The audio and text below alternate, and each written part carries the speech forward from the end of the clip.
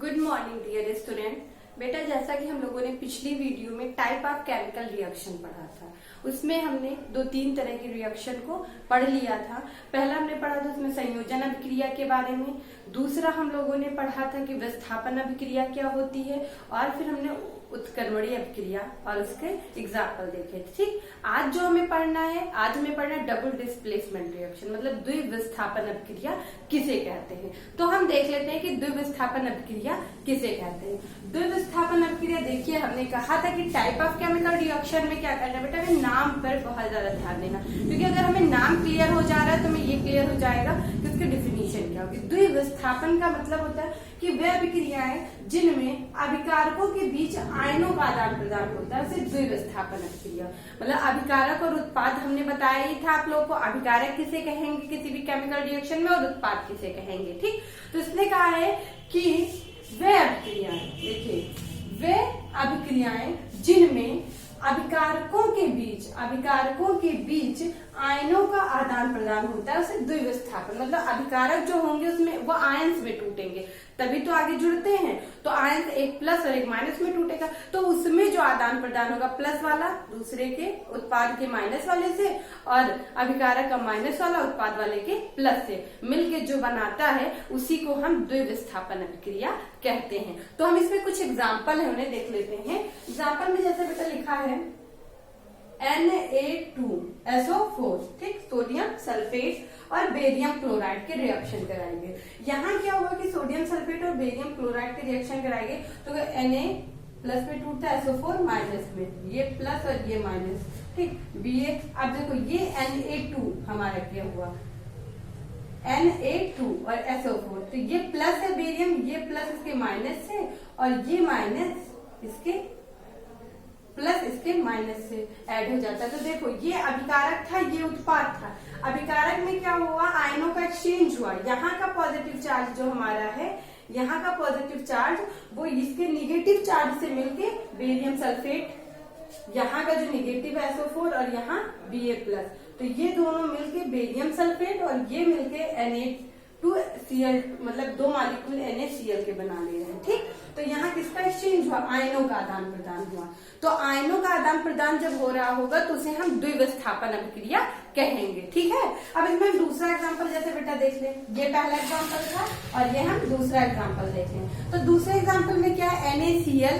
तो NaCl जो हमारा है उसको जब हम सोडियम क्लोराइड को जब हम सिल्वर नाइट्रेट के साथ AgNO3 के साथ रिएक्शन कराते तो सेम वैसे होगा। क्या करेंगे, पहले इसको हम तोड़ लेंगे प्लस माइनस में, ठीक है, आयनों में तोड़ लेंगे, फिर इसको आयन क्या हो जाएंगे, एक्सचेंज हो जाएंगे।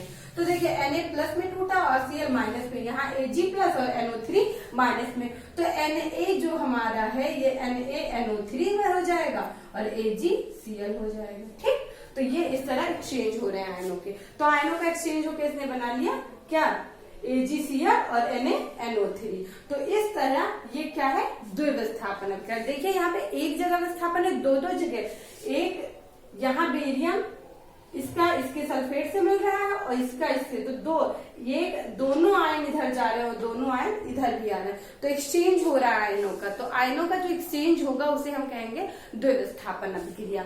जहां पे वह अभिक्रियाएं जिनमें अभिकारक के बीच में आयनों का आदान प्रदान होता है उसे हम द्विविस्थापन अभिक्रिया कहते हैं। उसके कुछ एग्जाम्पल थे, आप लोगों ने समझ ही लिए होंगे। ठीक है, अब हम नेक्स्ट पे आते हैं वियोजन अभिक्रिया क्या है। तो इसे बेटा हम कहते हैं डिसोसिएशन रिएक्शन। वियोजन का मतलब आप लोग जानते ही होंगे, टूटना होता है। क्या होता है, टूटना।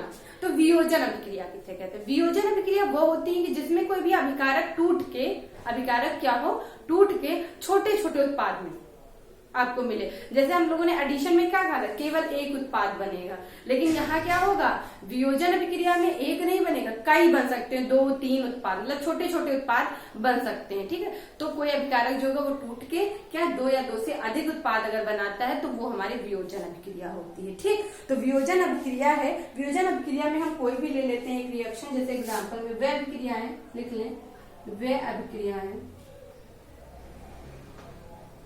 वे अभिक्रियाएं जो जिनमें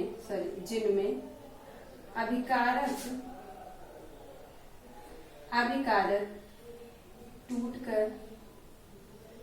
छोटे छोटे उत्पाद में परिवर्तित होते हैं, टूटकर छोटे छोटे उत्पाद देते हैं। ठीक, छोटे छोटे या 2 से 2 अधिक भी लिख सकते हैं उत्पाद देते हैं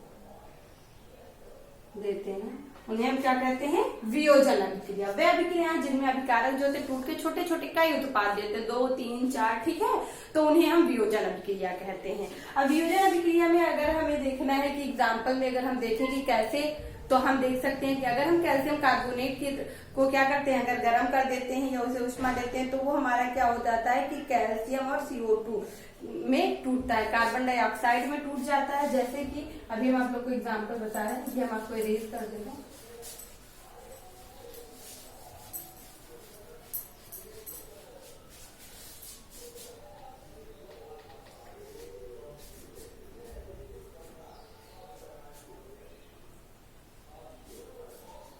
हमने कहा था कैल्शियम कार्बोनेट CaCO3, ठीक, ये टूटेगा CaO प्लस CO2, ठीक। कैल्शियम कार्बोनेट इसे क्या कहते हैं? कैल्शियम कार्बोनेट, ठीक। कैल्शियम कार्बोनेट किसमें टूटा? कैल्शियम ऑक्साइड, इसे कहते हैं कैल्शियम ऑक्साइड, और ये क्या है? कार्बन डाइऑक्साइड, कार्बन डाइऑक्साइड, ठीक। तो कैल्शियम कार्बोनेट हमारा किसमें टूटा? कैल्शियम ऑक्साइड और कार्बन डाइऑक्साइड में टूटा, ठीक। तो ये देखो यहाँ पे एक नहीं 2 उत्पाद में, तो अभिकारक हमारा ये था, ये क्या है हमारा? अभिकारक, ठीक। अभिकारक किसमें टूटा? 2 या 2 से अधिक उत्पाद में, एक सिंगल नहीं बना, 2, और कोई ऐसी रिएक्शन हुई जिसमें 3 उत्पाद बनेंगे, ठीक। तो इस तरह के रिएक्शन को हम वियोजन अभिक्रिया कहते हैं। अब वियोजन अभिक्रिया में जैसे हमने एक रिएक्शन देख ली है, अब हम देख सकते हैं FeSO4 को अगर हम ले लें, सेकेंड FeSO4, फेरस सल्फेट अगर हम ले लेते हैं, तो फेरस सल्फेट को अगर हम ले लें तो Fe2O3 SO2 और SO3,